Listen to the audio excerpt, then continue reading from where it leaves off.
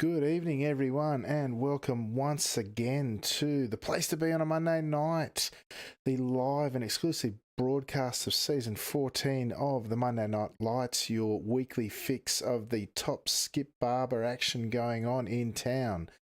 Tonight we are live from Monza, which is a fantastic track for Skippy Racing. Lots of bumps and bruises along the way, but plenty of fun. I'm your host, Alex McKellar, and joining me once again in the commentary booth is Mr. Tim Gorkrocher. Timmy, big night of racing ahead. Alex, thanks for having me again. Monza this week. I'm still on a high from mid-Ohio, and the good racing that chucked up, but tonight's going to be no exception. Make no mistake, Monza is brilliant in the Skip Barbers. Certainly is, Tim.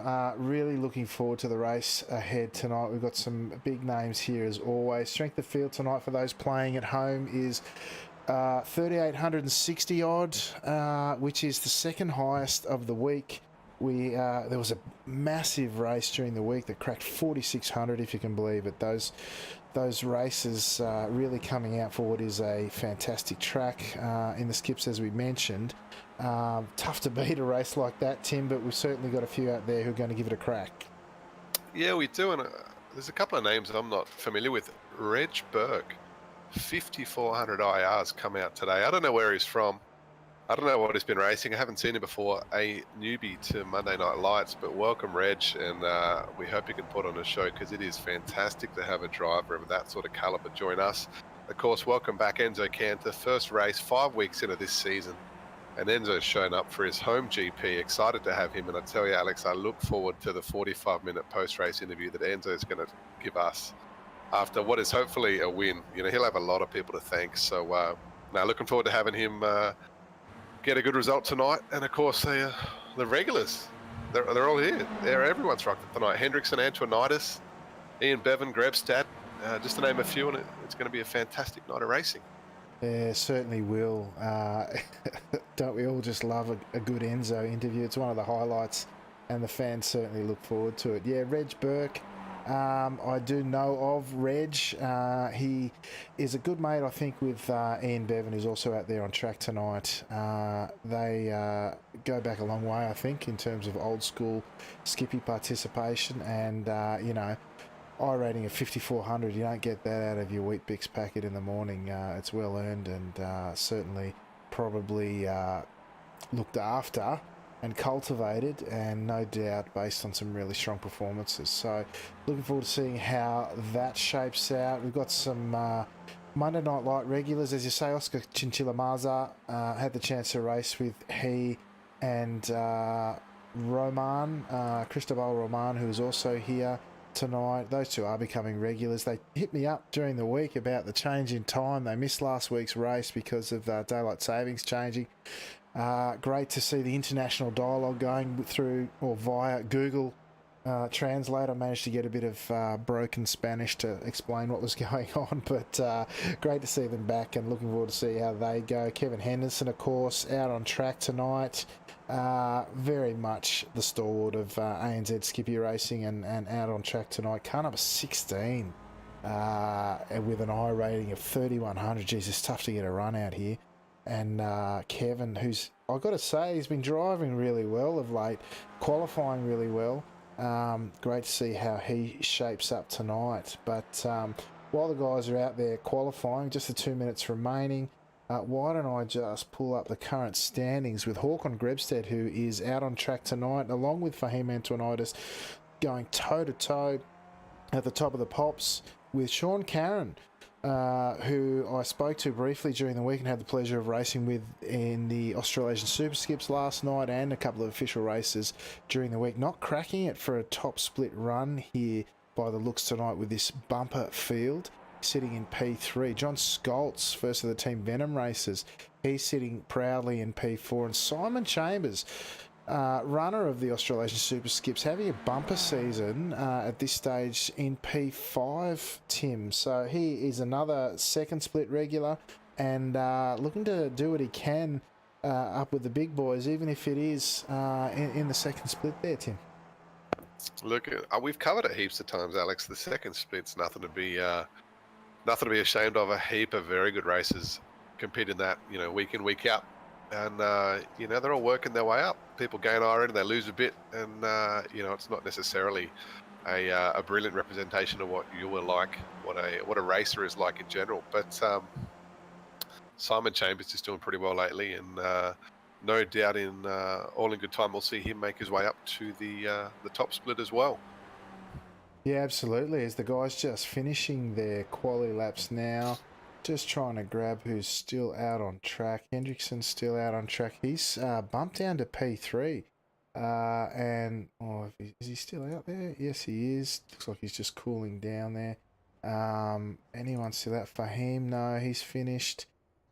Everyone seems to be winding down. Reg Burke, I think he's out on a cool down lap, or is he coming? No, he's just through the turn 3 now. So yeah, he's probably just on his cooldown. So what we might do, folks, is run through our grid now that everyone seems to have been sorted. All right, let's grab the scenic view there and run through our starting grid tonight for round 5 at Monza, season 14 of Monday Night Lights. On pole, Carlos Fenno from Iberia. P2 tonight, Ben Furhoff from ANZ, continuing on his hot form from last night's Australasian Super Skips. Tim Hendrickson making a welcome return to Monday Night Lights in P3, looking to continue his hot run of form. P4 goes to Fahim Antonides, looking to make his mark on the MNL season overall. P5, Sean Carron, great result. I miscalled it. He is, in fact, in the top split. Miscalled him a few times this season. And in P5, that's a great qualifying result for him. Troy Burgess, another old-time Skippy driver in P6 from ANZ. Ben Snell, first of the Team Milo races in P7. P8 was Cristobal Roman from Iberia. Enzo Cantor making a welcome return at his home circuit here at Italy. Great to see Enzo back all the way down in P9. Probably a bit short of a run and not where he wanted to be first up. Reg Burke, as we were talking about before, he's from ANZ and in P10. John Scott, second of Team Venom Races, or maybe the first. Sorry, I misspoke in P11. Håkon Grebsted racing for Team Ovaltine tonight, all the way from Scandinavia in P12. He, of course, currently leading our championship, last of the point scoring positions before they get underway. Russell Clark, Team Milo in P13 from ANZ. Great to see Russell in the top split looking for a good result. P14, Ian Bevan, another of the Team Milo racers from ANZ. Not a great qualification by Ian's standards. Look to see him move through the field tonight. P15, Oscar Chinchilla Maza from Iberia. We were talking about him before. Eventful racing for him tonight. Perhaps let's see how he goes. P16 for Kevin Henderson. Not where we've seen him lately. And interesting to see how he progresses. Look for a bit of action there as well. P17, Daniel Gomez from Iberia. Samuel Collins in P18 from ANZ. P19, Mick Gray, another stalwart of the club. As the lights going green, or coming on at least. Let's see if we can't grab a camera angle of the cars as they get ready to go. Green lights and we're away, Tim, on this run down to the first chicane, where we do expect to see action aplenty. A couple of key chicanes in here, passing opportunities, but also opportunities for carnage as they make their way down to turn 1, Tim. Yeah, they're doing, man, I reckon I caught a glimpse of Ben Furhoff moving in the start box. I'm curious to know whether he's picked up a black flag, because I'm just so confident that he jumped the start. Got a really good run, surprisingly good run on Carlos. Gets done around the outside. There's a bit of activity in the back of the pack. Someone's turned around. That is a Milo entry. Ben Snell. Unlucky for Ben. That is a tough start to this race. Yeah, looked like he got a bit of a turn from the rear there. We won't go back to have a look at that quite yet, as the action up front between Furhoff and Hendrickson. Hendrickson taking the inside line to Carlos Fenno now. Fenno now, a pole sitter, trying to go with him as they come through the second chicane now. Beautiful run there from Hendrickson to take advantage of. Oh, no contact there behind. Look, I thought the rear of Furhoff's car lifted there for a moment. Just a trick of the eye. Bit of contact behind, no. They're still going strongly all the way behind us. That camera angle I don't need, thank you. Won't be using that again, hopefully. Line astern they are, a couple too wide behind as they sort themselves out now through the Ascaris and towards the midsection, this long back straight now at the tail end of lap 1. Bit of blinky bill there for Kevin Henderson. Has the odd network problem too. Hopefully it won't hamper him tonight as we're look to be all stations go here. Just that one incident. Quality of the driving showing through there through the first lap, Tim. Yeah, it is. And look, I've just had a good look through the field, and in particular checking out those front wings, because Monza is a place where, the chicanes, you really want to attack them to gain time, but we know how critical this place is on straight line speed, and if you don't have it, you're going to get flogged. I'm going to say there's a lot of cars out there who've picked up a bit of front nose damage, front wing damage on the opening lap, and that's going to hamper their opportunities throughout the race, Alex. Yeah, can I tell you, you'd be surprised. I did the super skips last night, and you can, particularly the second chicane, which is very, very high in the ilk of the Great Zolder circuit with that massive chicane in the early stages of a lap there. I rode that thing like a wild bucking bronco, and I still had a relatively straight wing at the end of it. So the guys can be pretty liberal too. Oh, as they go, what's that, 4 or 5 wide down the front straight now on the approach to turn 1. The draft is king here. Guys getting themselves sorted out. Still 2x2. Bit of contact there. Hendrickson looking pretty loose as a result, but they've managed to get through once again, hopefully, all with straight cars, Tim. Yeah, I think Hendrickson looks like he got a tap from Troy Burgess, who's shown pretty good pace, but the rear wing of that, the number 1 car, Hendrickson, looks pretty good still. So hopefully no damage there. Looks like he's tracking pretty straight as well. So fortunate to have got away with that bit of contact, because we know that ends in tears, particularly when, Hendrickson, he's not a local, he's not an Aussie, he's from the Netherlands or somewhere like that. So he's, the net coat's not on his side, you could say. So fortunate there is Fahim Antoniadis. I don't know where he started, mid-pack at best. He was a long way back, and he is leading this race. P1 for Fahim. Yeah, quality. The cream rising to the surface, as they say. Fahim started in P4 tonight, all the way to P1. Can I tell you, the draft, as I was saying, is king here. My experience is, say, for example, they're running up the back straight here, coming up to Ascari now. I've been as far back as P5 exiting Ascari and been P1 by the first chicane, simply on the basis of the massive draft that is just so exaggerated. These cars are, as for him, looks like gets a little bit of a touch. Certainly the rear of his car got the hippie shakes on there. The draft in these cars is normally very prevalent, but here just exaggerated incredibly, as we see Carlos Fenona looking up the inside as they head towards the Parabolica on the tail end of lap 2. He's gone up the inside of him. Hendrickson looking to follow him, both trying to hold a tighter line through there, running wide there, as you commonly see in more highly powered cars. My personal experience, not so much as an advantage in these low-powered cars in the Skip Barber, but having said that, what do I know? These are some of the best drivers in the world, and they're showing us how to do it, Tim. Yeah, they are, and I was just thinking before the races, I downloaded the track when I last raced at Monza, and there was a game back in the day on PC called Microprose Grand Prix 2. Came out in 1995, and that was the last time I raced here. Pretty familiar with it, though. I did a lot of laps. Oh, contact. A lot of cars checked up in that first chicane, as the Miviano boys have just destroyed themselves. Lots of damage there. Unfortunately, half the field's come unstuck. I don't know who caused that, but it has not ended well. Just going back to replay now, you got Enzo coming from a long way back, looking up the inside. Car number 2, they're getting squeezed. They're 3 wide. The 12 car making contact. Enzo trying to make room through the inside, and then the 10 car has really upset for him. Big contact there on the 2, and Enzo driving around the outside as major carnage then ensues. We have a spinner in the background as well. Who was that yellow car on track? Henderson, the unlucky. Oh, and Ben Snell has caught him as well. Very unfortunate for those two. Race over, lots of damage. I think we're going to see them come into the pits. Hendo's all over the place. That is unfortunate to get caught up in all that. Disappointing end of the race for him. I doubt he's going to be so far behind him. There's no point even using the fast repair. He might as well pull over now, unfortunately. Disappointing for Hendo. Once again, yeah, the 10 car behind him. Troy Burgess, who really, I think, got underneath the Movano racer of Fahim there in the midst of all that carnage. I tell you what, these are not a big car, but you can't stick 5 of them through the first chicane. Really surprised by that.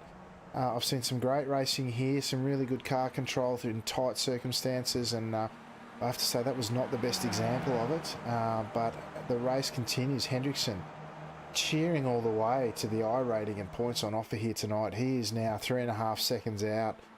Clear with Furhoff now, looking to have a relatively straight car. Looks like he missed out on or benefited from that. And Reg Burke, the dark horse here, car number 3, suggests that, as we said, he knows what he's doing in these cars, if not many others. Tucked in behind Furhoff now as, who's that pulling off into the pits? That was Enzo Canto, obviously carrying too much damage and probably going to struggle to play much of a role in the remainder of this race, Tim.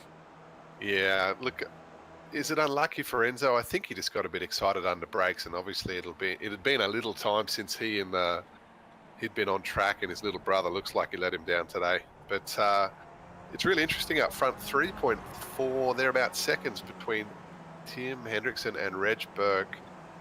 This isn't over. You know, we're four laps in now of a 12-lap race. And if Reg and Ben Furhoff, and if the party behind of Ian Bevan can join in and get involved, there's easily 1.2 to 1.4 seconds per lap available from good use of draft. So if these guys can work together, they'd be back up on Tim's bumper in the next 4 or 5 laps without too many questions. We'll just see how they work together, though.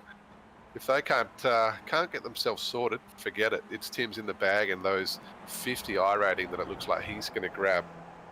Put your name on the trophy now, son. It's in the bag. So we'll just see what happens. I'm keen to see how it plays out, Alex.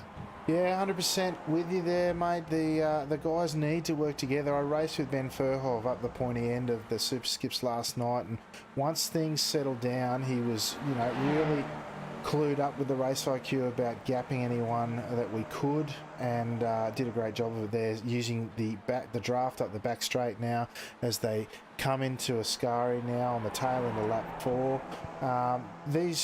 These long straights here, low-powered cars and the massive draft effect, you're right, you're worth a good second here between having draft and not having it. And already these 3 look to have settled down in Furhoff, Burke and Bevan. I know Burke and Bevan will race together cleverly or intelligently, as it were, using the draft to maximum effect. Again, Furhoff leaving the door open well and truly for Burke there, with Bevan poking the nose at behind, but not to the point where he's disrupting the flow. You see there, again, my statement potentially holding true. The tighter line there giving Furhoff the run out, but it does not maximise the effect of the draft here. In fact, Bevan will most likely use that tighter line of the draft with Furhoff to take the lead of this pack of 3 as they try to work hard and make a dent on what is now a 3.7 second lead for Tim Hendrickson, who is, as you say, skating away through this first chicane to what will be a comfortable victory if he manages to keep it going, Tim. Yeah, interestingly, I thought Reg and Bennett have better pace through that last one, but Hendrickson's lap, a 13.9 unassisted. I mean, in the 13s here, that's just ridiculous. But Ben and Reg couldn't manage better than a 14.3. So Ian Bevan, who obviously had a great time in draft, was about 6 or 7 tenths quicker. He did at 2:14.6 last time round, but 3.8 seconds is the gap. That relative is not decreasing like they'd like to see it happen, Alex. No, that, and you've got a very hungry pack behind those 3, still looking to be about 2, 4, 6, 8, 9 cars deep.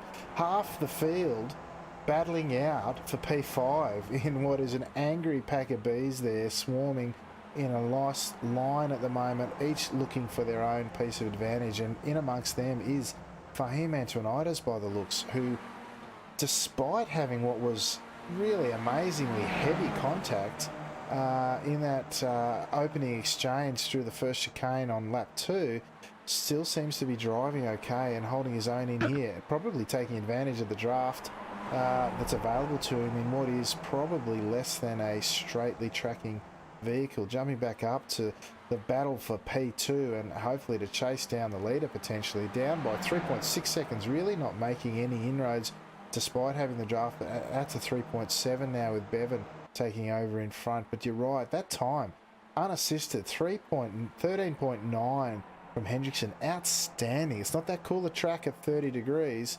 It's quite an amazing time driving, just showing his quality and pace this season, Tim. Yeah, he's ridiculously talented, and I caught a glimpse of him in practice, and of course he's a bit of a streamer too, and he can drive so fast, so consistently. consistently fast. That's what I'm trying to say. Really, really quick. That time round, a 2:14.3, not quite as good, but these boys, I can hear them chatting in the game, in the session itself.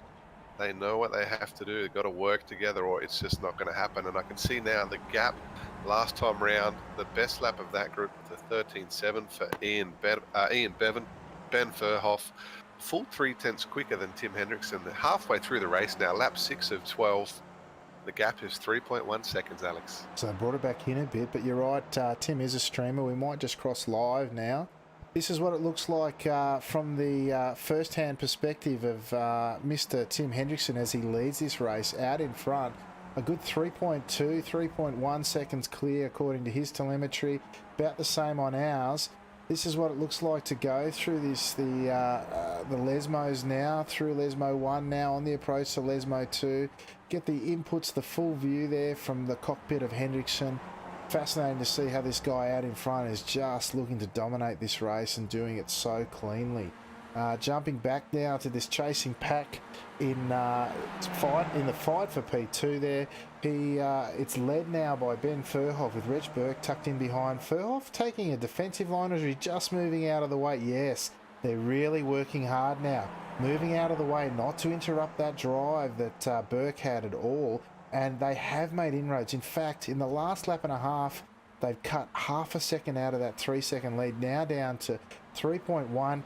Furhoff once again looking to move outside to the inside line to take advantage of that draft. Out to 3.2 now. What can they make of it? I can see visually from the cockpit there, or the shot that we had, as that big pack goes 3 wide behind him. Might grab a look at that. They're settling down for him, sitting in the 3rd spot in that pack there.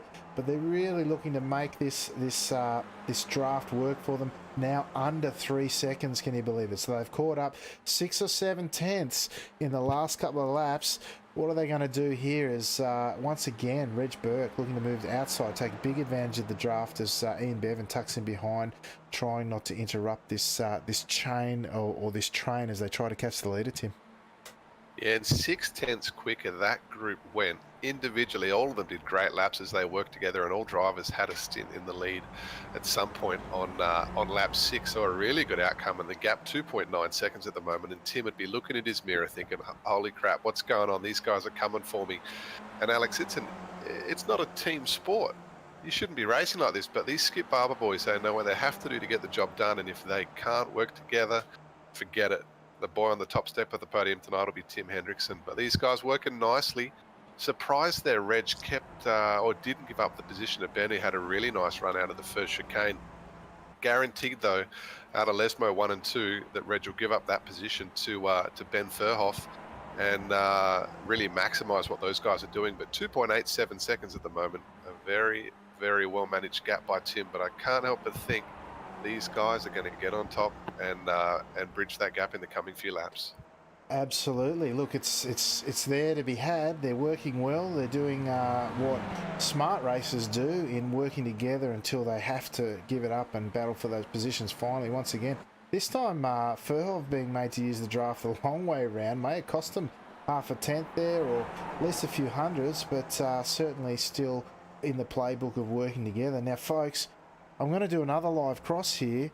Sans a bit of sound, of course, but I'm going to cross to our part-time commentator, part-time race driver here in the second split, the Golden Stig, Mr. Tim Awima.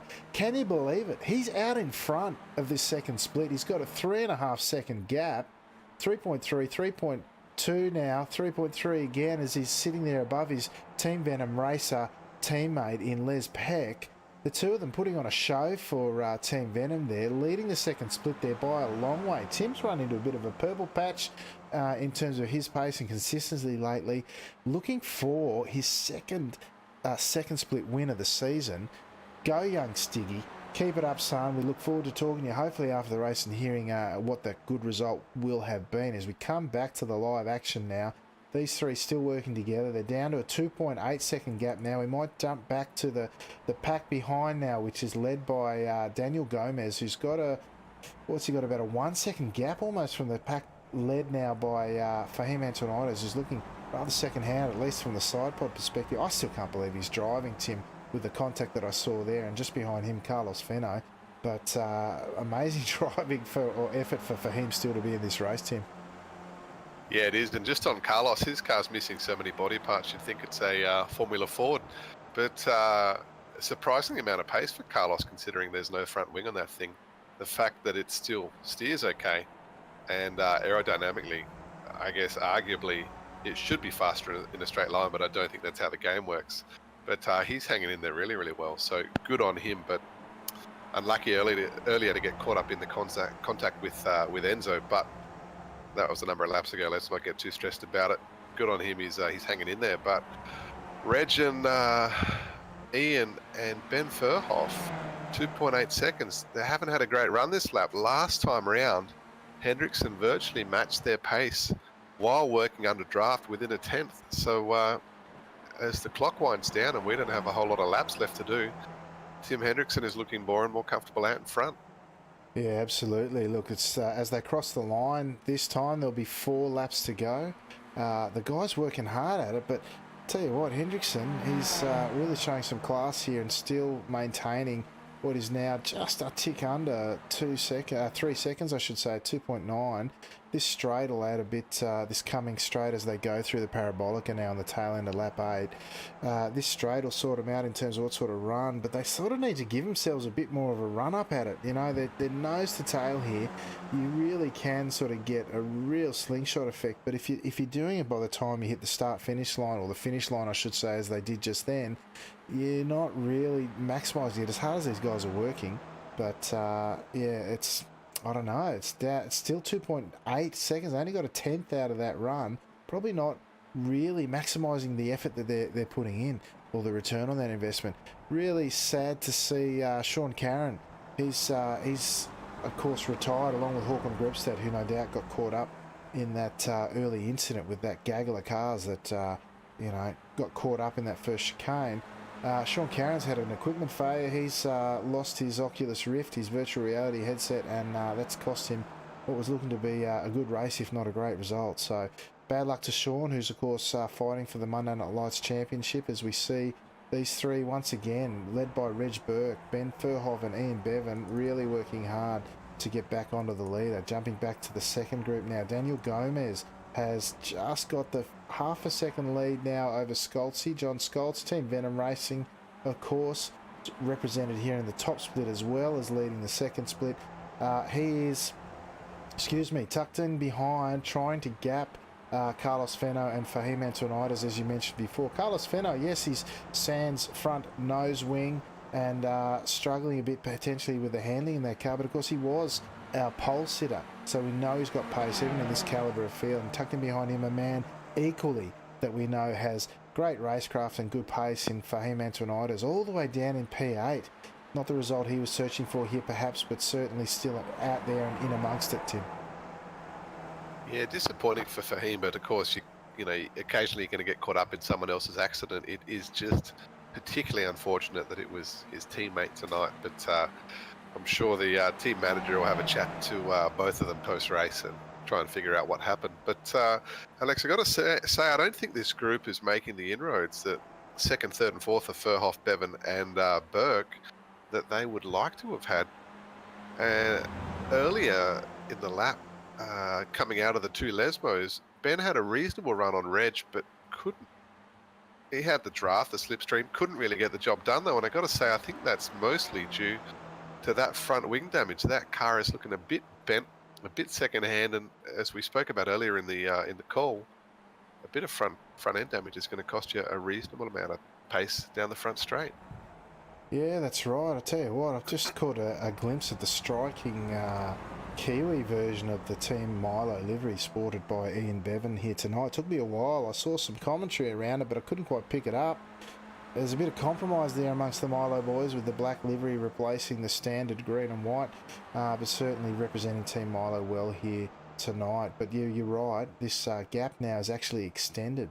We haven't seen Ian Bevan on the front of this pack very much here tonight. Perhaps now the gloves are off as the gap is out to 3.6 seconds to Tim Hendrickson, who's running a really, well, looks got a bit of bumps and bruises on the side part of his car too, it has to be said, but running a very lonely race out there in P1 with this battle pack of three fighting it out for the minor positions on the podium now as we jump a bit further back.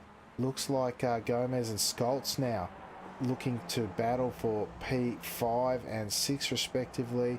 And I'll tell you what, who's in amongst it now? Carlos Fenno is being pulled alongside of by car number 19 and Monday Night Lights favourite Mr. Mick Gray, who snuck into this split as car number 19 with an I rating of 2300, and he has he's on for a great result here. Can I tell you, just because of the quality of this field, now Mick's no slouch.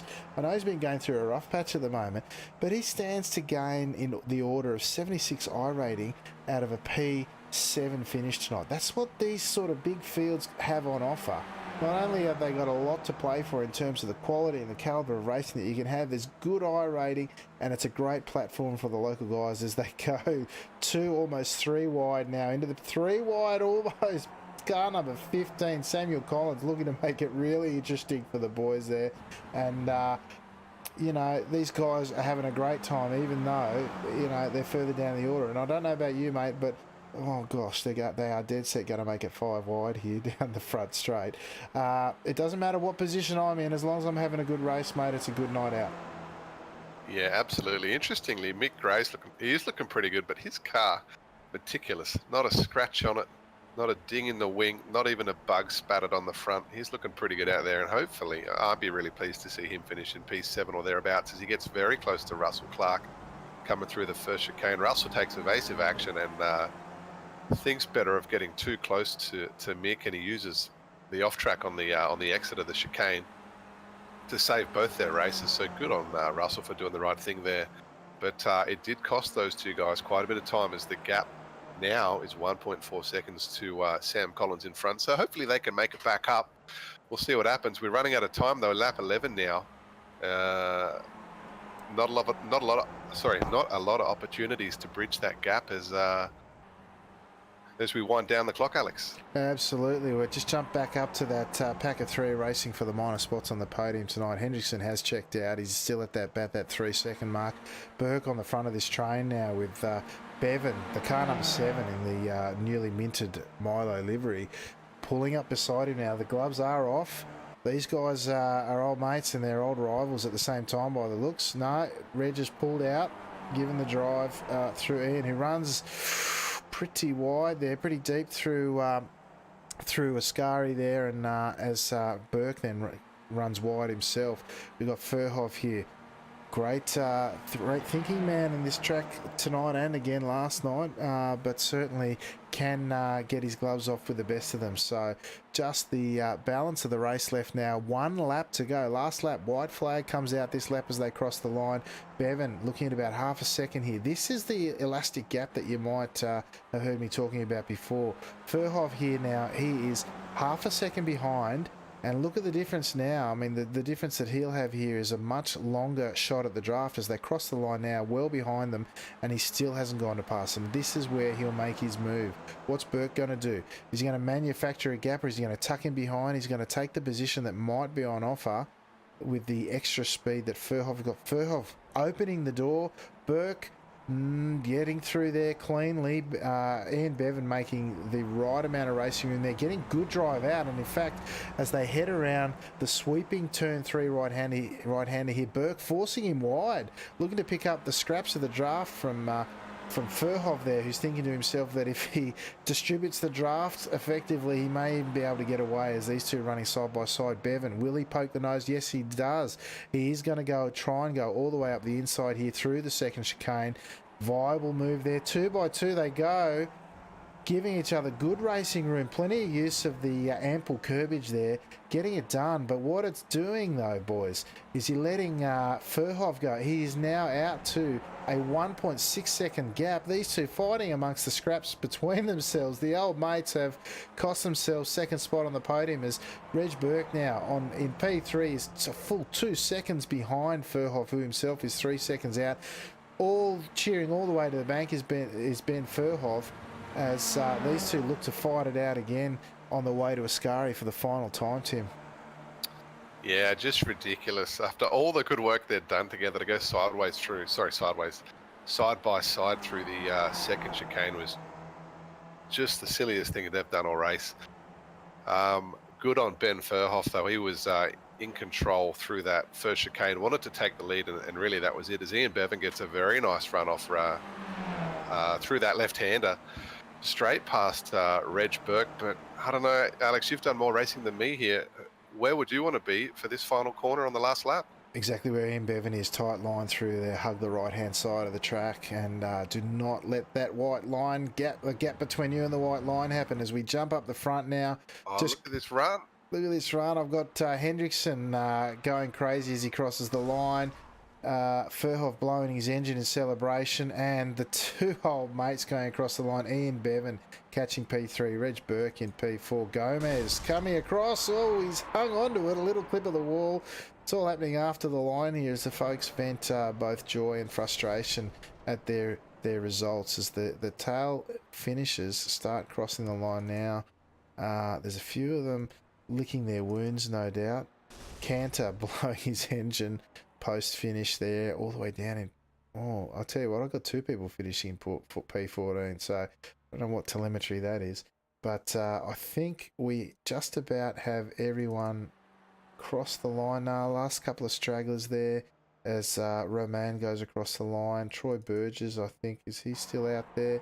Just waiting for the final stragglers, folks, before we put our official results up. But, well, it was a mixed bag, really, wasn't it? It was smart racing, and then when the gloves came off, they sorted themselves out. But as we have our last finisher cross the line now, we'll grab a nice broad view of that and take a look at our final results, folks, for round 5 of Monday Night Lights.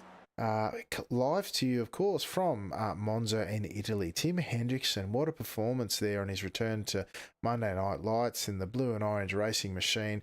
P1, led it pretty much from go to woe, and then really ran away with it. Great drive from Hendrickson.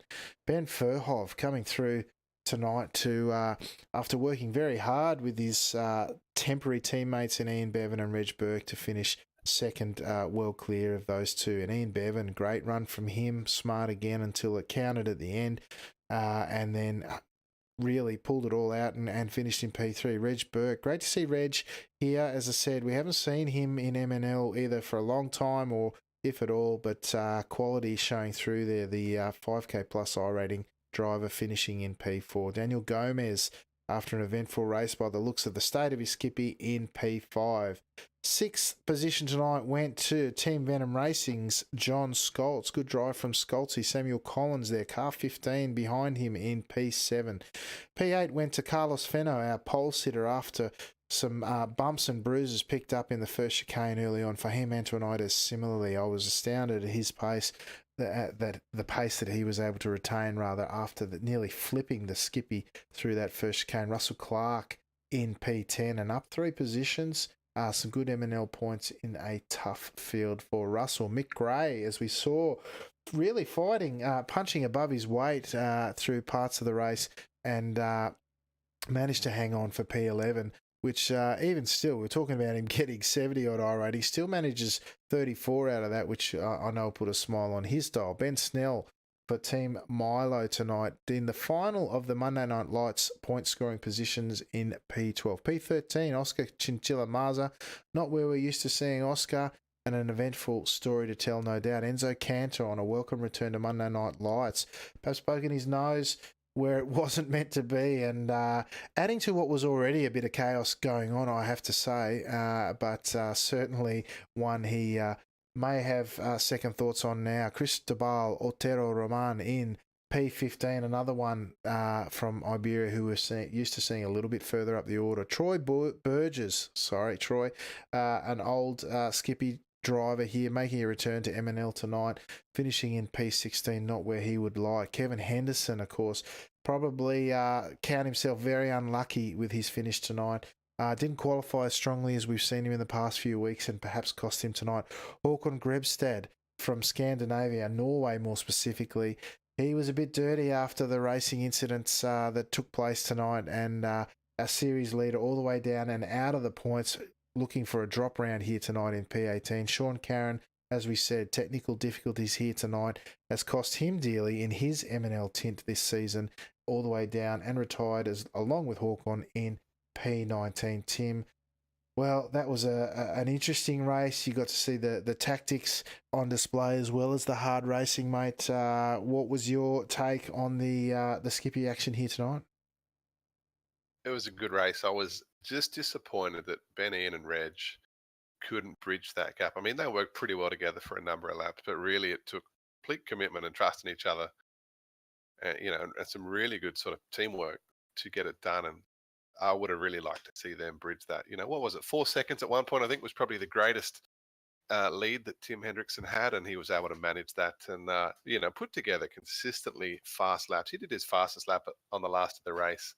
He did a great job, but position 2, 3, and 4, I really would have liked to see them make their way, work together and bridge that gap. But that is what it is. Otherwise, I think mid-pack there was some great racing. Unfortunate, great to have Enzo back, but unfortunate to see his accident and the couple of people that were impacted as well. But I guess that means tonight, Alex, we won't have him in the green room, and we were confident that we were going to get that 45-minute post-race interview, but not tonight. You will get an early minute, but it looks like there's a pretty good lineup of people ready for a chat right now. Yeah, absolutely. We'll bring him up in finishing order here tonight. We'll start with Mr. Hendrickson. Tim, welcome to the Top Split TV broadcast booth, mate. Welcome back, and welcome back in style. Didn't qualify on P1 like you might have expected in P3, but then once you hit the front, mate, that was all she wrote. Yeah, it went a lot better than I expected. I got pretty damn lucky, but I've not got the best pace at this track. I haven't really done many races because it's a bit deadly in the officials, but I'm really happy with the result. Yeah, mate, can I tell you, your last lap being your fastest was in the 13s, which is, without draft, mate, that's an outstanding time. And for someone who hasn't that much track time, mate, very impressed with that.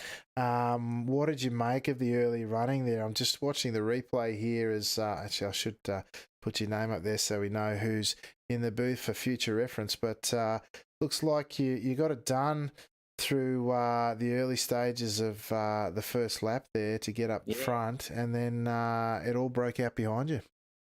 Yeah, I was a bit surprised because Fahim was a bit more aggressive than I'd hoped, which, in my opinion, pretty much caused the whole mess that happened from lap 2 onwards. And from what I recall correctly, they went 4 wide, and yeah, that's not going to happen in Monza T1. Nah, that's right, mate.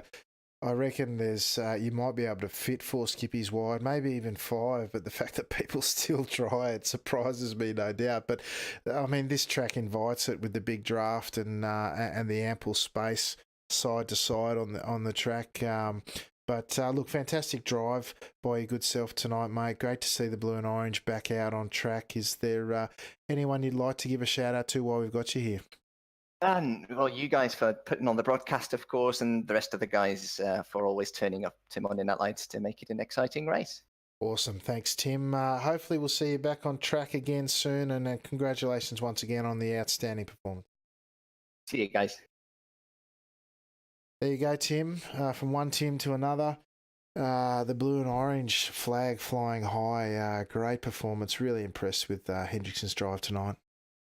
Yeah, he knew what he was doing the whole way along. What he had to do, and just fortunate to build that gap based off a bit of a couple of incidents that sort of occurred. And I don't know whether I necessarily agree with his interpretation of Fahim's involvement.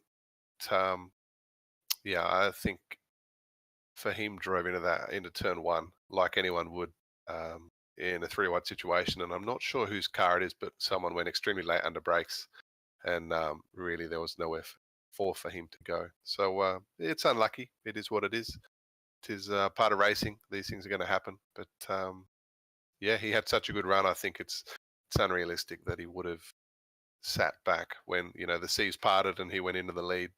But it is what it is, and so all round unfortunate and hampered a little bit of good racing. But well done to Tim. A great result tonight, and one he'll be very happy with. Yeah, absolutely. I mean, without having had a close look at the replay, although I think we're sort of coming up to it now as I have the slow-mo going for the interviews. But yeah, I didn't see Fahim particularly at fault in that one either, without having had a close look at it. Although, to be fair, Tim Hendrickson's perspective on it would have been slightly different because a lot of it taking place in his mirrors, no doubt, is my recollection. But you know, looking back on replay, we might shake it out a bit differently. But we do have some more people to get through. We'll go in finishing order once again of those we have queued up. We've got Mr. Bevan here. Ian, mate, great result there, taking out a podium spot in the second strongest strength of field of the week. Plenty of working together in the early stages. In that last lap, you and Reg pulled the gloves off and went at it for that final spot on the podium, mate. Yeah, that was a little bit frustrating. We were kind of working together, but we kind of weren't as well. It wasn't. We never really got the rhythm. Like Tim was only 4 seconds down the road. We should have been able to haul him in easily, and it was just, it just wasn't quite happening for us. We weren't getting the gains, and that was a little bit frustrating. And yeah, I just thought, nah, sod this, and excuse my language, but I'm just gonna send it turn 2, last lap or whenever it was, and I knew Ben was gonna get away. But like, yeah, I was done and dusted by this point. I just wanted to have an argument with someone, so that's what happened. Yeah, mate. Look, from my observations all the way up here, it looked like you guys were trying hard to get the draft to work in your favour, but the gap probably wasn't big enough at the start of the long straights to really maximise it. So there were times where you pulled back over half a second in the space of a lap and a half at one point, but that was about all it was. So look, it worked out ultimately in terms of where you finished on the podium, mate. Great result. Great to see Reg out there as well, and I see he's lined up for a chat, so we might grab some words with him later as well. But congratulations, mate, sporting the new Team Milo NZ style livery, mate. Great to see, and congratulations once again on a fantastic result. Yep, thanks very much. Yeah, no, Russell will be pleased. I'm in my new Team Milo colours, so yeah, that's good. Yeah, look, I can't complain, can I? 14th to 3rd, and that's. I'm just sort of looking at some of the lap 2 and lap 3 or whatever it was carnage that let me get through. Sometimes the luck goes with you, sometimes it doesn't. Today it was mine. I did get the luck, so that was good for a change. And 200 championship points. Not that I actually collect championship points, but it's a nice number, isn't it? It might even be the most I've scored. I'll tell you what, it's well beyond what I've ever scored. So I doff my hat to you, as it were, Ian, and congratulations, mate. I thought you raced smart, and then when it counted, grab what was on offer. So congratulations to you once again, mate. Before we let you go, anyone you'd like to give a shout out to? I'm going to give a shout out to Sparko for making my new seat, which I'm now sitting in. My first day in my new seat. It's quite comfortable. I like it. And you guys, as always, thank you. And you're back on YouTube now, right? Yeah, we certainly are, mate. We've worked out the technical gremlins for the time being after much painstaking investigations behind the scene, and hopefully we're back here to stay at what is the traditional home of MNL on YouTube, mate. So it's good to see it's sort of starting to pan out a bit because we've had some dramas lately. So thanks again for turning out tonight, mate, and putting on such a good performance, and congratulations once again. Thank you. Cheers, guys, for the broadcast. There you go, Tim. Apologies to Ian. I probably didn't have as much highlight on his car there. I was too distracted by what I thought was going to be the impending incident that never happened. But probably when the replay moves forward to the next lap, we might catch a glimpse of it. But Tim, yeah, look, my thinking on the draft and the usage of it probably panned out and was not as evident in the cockpit by the sounds of it. No, look, interestingly, Ian certainly knows what those guys left on the table. But I felt for the most part they worked pretty well together. But I think the times they generated were only half a second quicker than what individual lap pace was, and that really shows. At the end of the day, they weren't working, to full effect. Interestingly, I did see, I think it was John Skoltz chasing down whoever finished in front of him tonight. But he nailed a 2:13.0. So that sort of pace shows, if you're a second behind someone, that you can genuinely gain a second throughout the lap. So a good job by John to nail that sort of lap time. But really, I think the guys left a bit on the table tonight. Yeah, that's how I saw it too. Yeah, great job by John, which was probably no doubt the fastest lap of the race. You don't see too many 13 deads around this joint, but well done to John and picking up P6 and some great points. In fact, he's grabbed about over 70 rating out of that as well. So he'll have a nice smile on his dial, no doubt. Next in our finishing order was in P4, Mr. Reg Burke.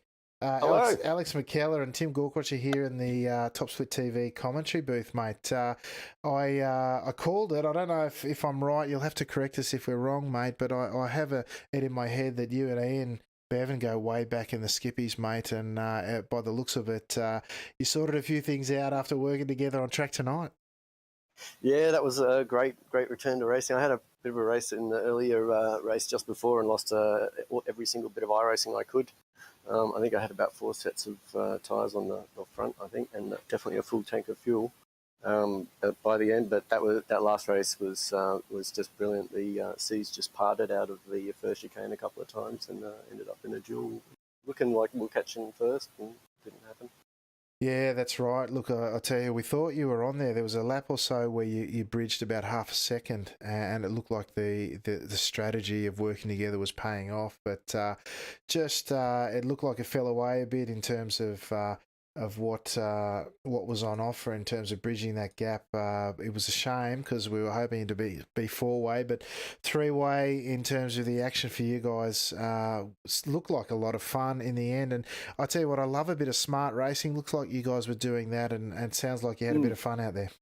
I think it was probably me. It was the weakest link in those three there, but that was good fun. We were definitely working for a while. I think the communication just broke down in the end as it got closer and closer towards the crunch, and in the end, I don't think we were pulling him in just under a second, I reckon, coming up to just about the 8 lap mark, and then at the end sort of started to crumble a bit. That was good fun, yeah. Awesome. Yeah. I'll be back next week. Awesome, mate. Well, I hope you do, because that sort of quality racing is what we're all about here, as well as putting on a great platform for the drivers. So congratulations once again, mate. Welcome back to the fold, and we look forward to seeing you next week. Excellent, thank you. There you have it, Mr. Gorkrotch. I was a bit hopefully on the money with my recollection of the Skip Barber community there, but great to see another quality driver join the fold. Yeah, it is. And I actually, at the start of the race, when I came across the name, I looked him up on iRacing, and he's been 5K since 2010.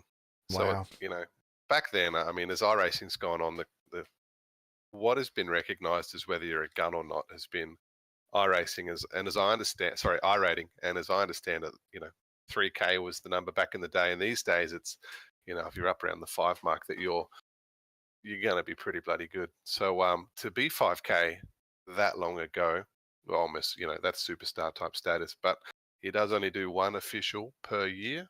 He's done 2 this year, and 1 was at Monza. So, Reg, thanks kindly, mate, and great to have you race tonight.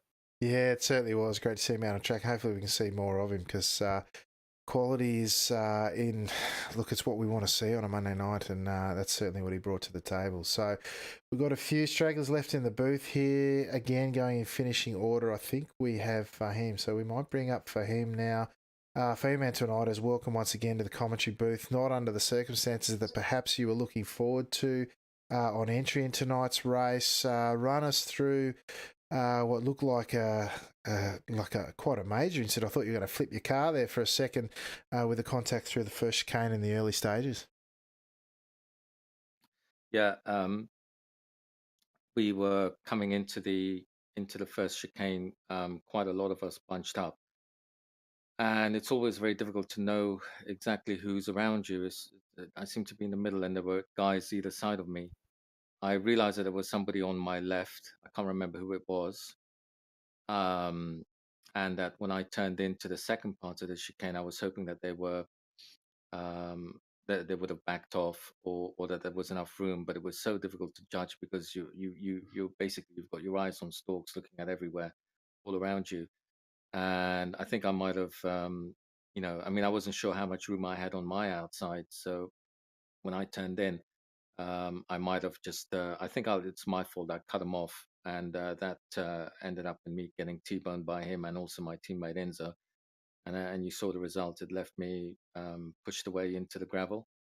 Getting back on track, I didn't have any steering either way, left or right. The car wouldn't turn; it was understeering all the time. So the best I could do from there on was to hang on. There was also a little bit of an issue that some people had with my move on the second lap, where we were 4 or 5 wide going into the first chicane.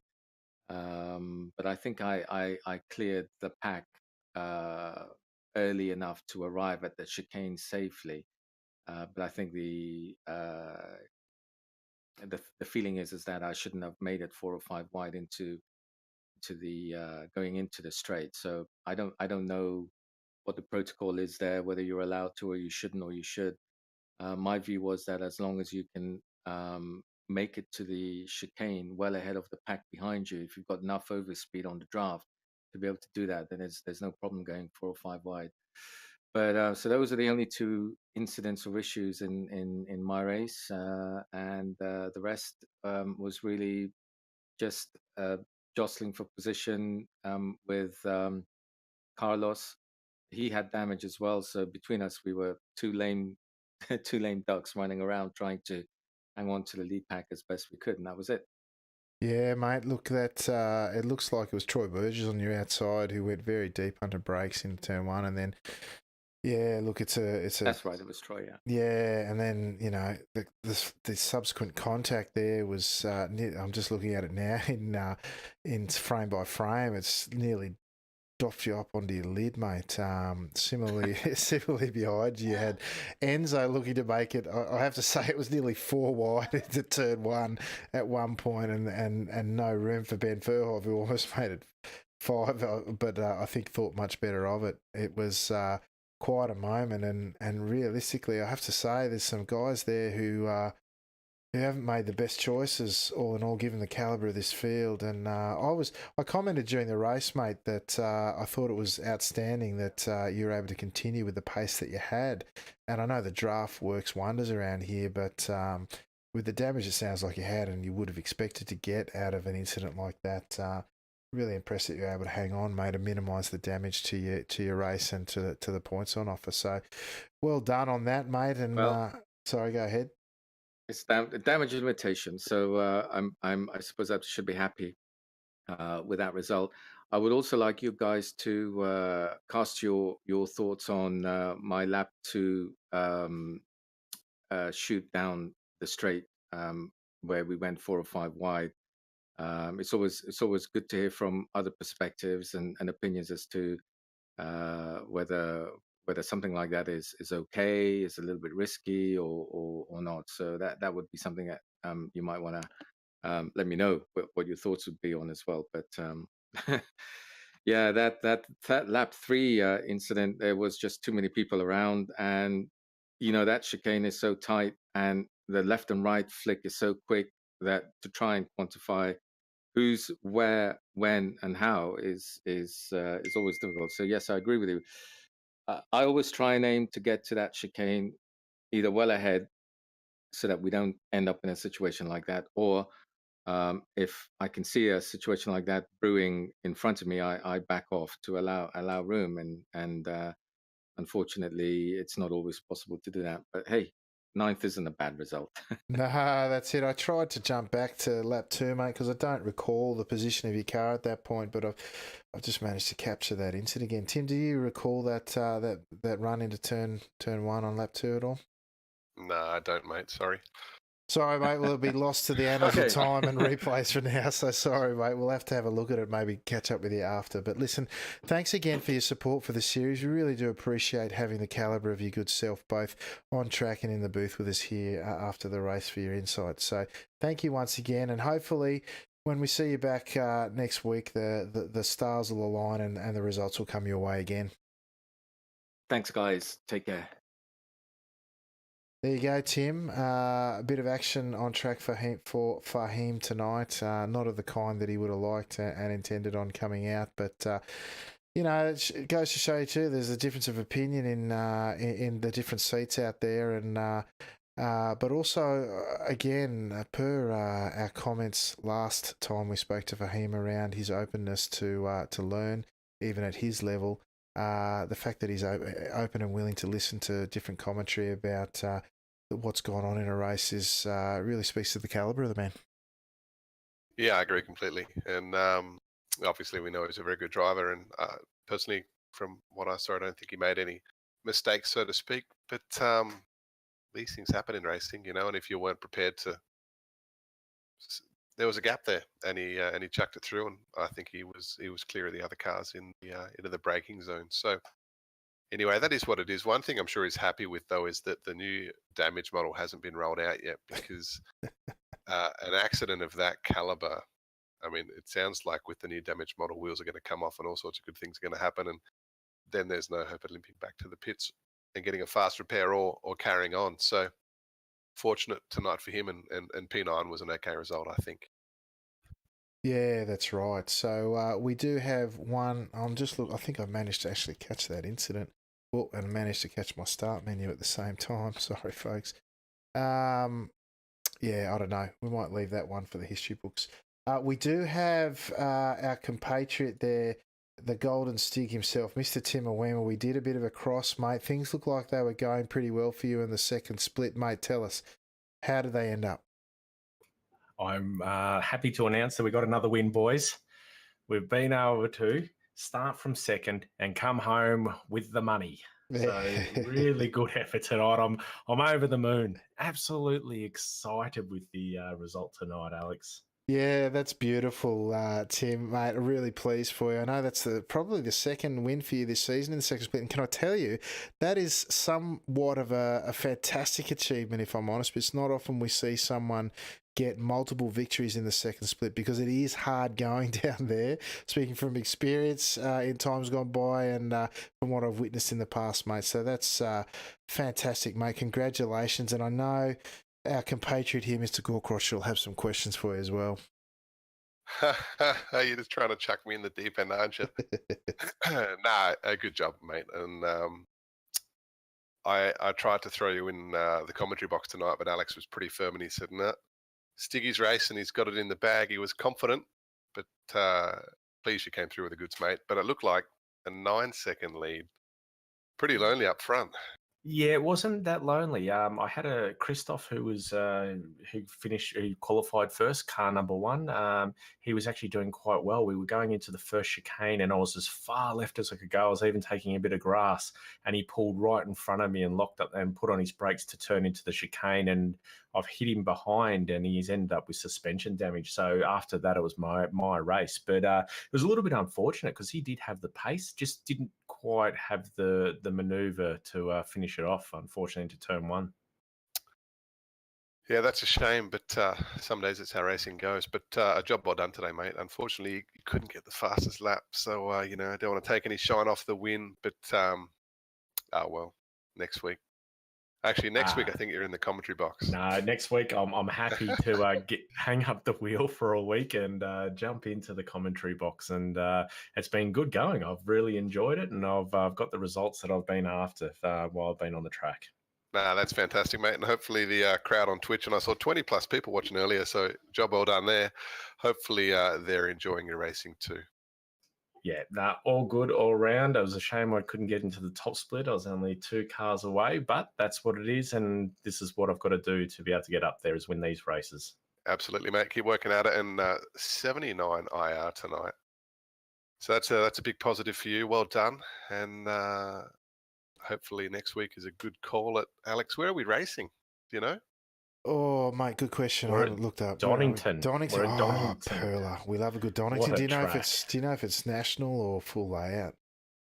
I haven't looked yet, but I know Donington's going to be a good track, so I'm going to race it all week and be here on Monday night to commentate. Perfect. I tell you what, if it's the national, I might do that with you. Let's have a quick look. I'm just on the iRacing. Let's just find that out, because I'm pretty keen to know too, because I haven't raced there before. It's a lot of fun. A lot of tracks you haven't raced at, Mr. Gorcrocher. As I downloaded Monza about 20 minutes. Yeah, I know. That's the point, right? Yeah. It's national, boys. Beautiful. It is national. Beautiful. Beautiful. Love a bit of national. It's great. All right, Mr. Golden Stig, Tim Awima, thank you for joining us here once again. Congratulations on win number 2 for the M&L season, which, given you spent some time in the booth, mate, tell you what, your odds are going pretty well. So congratulations once again, and we'll talk to you next week.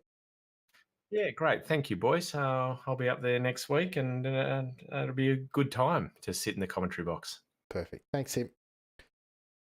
All right, to the other Tim Gorkrocher this time, mate. Thank you once again for joining us in the booth here tonight and giving up your night racing. And although, given you just bought the track, maybe it wasn't racing, maybe it was kicked up on the couch, mate. But overall thoughts on the event tonight and going into next week? Yeah, it was a good one, and well done, of course, to Tim Hendrickson on the win. Does a pretty good job out there, and super consistent, as we spoke about. And fortunate tonight. He wouldn't have run away with it. You just can't do that here. But plenty of on-track activities, a bit of mingling, a little bit of contact, plenty of damaged front wings, and no doubt we'll see the same in 7 days' time at Donington. Yeah, absolutely. Looking forward to that immensely. Folks, that about winds up our broadcast for this evening. There is, believe it or not, a new Top Split podcast episode on the way. Hoping to put that up live tonight. Head over to thetopsplit.com or alternatively your favourite podcatcher, whether that be on iTunes or Stitcher or whatever it is that you like to listen to your podcasts on. This time round, version 2.0 of the panel, joined by several members of Team Milo, some of whom were out on track tonight, others of whom, well, they're absent friends, so shall we say. So check that out. Should be live later this evening, and looking forward to what the people at home think of that. Otherwise, during the week, you can catch me over at Top Split TV, where we spent a brief time broadcasting while we worked out our technical issues here. You can head over to Twitch and search out Top Split TV to check out my personal endeavours on the track. Usually there on a Friday and Saturday night for the Friday Night Race Club events there. But as for tonight, I've been your host, Alex McKellar, and on behalf of Mr. Tim Gorkrocher, I wish you good evening. Thank you very much for joining us and for your support. And until next time, I will say ciao for now.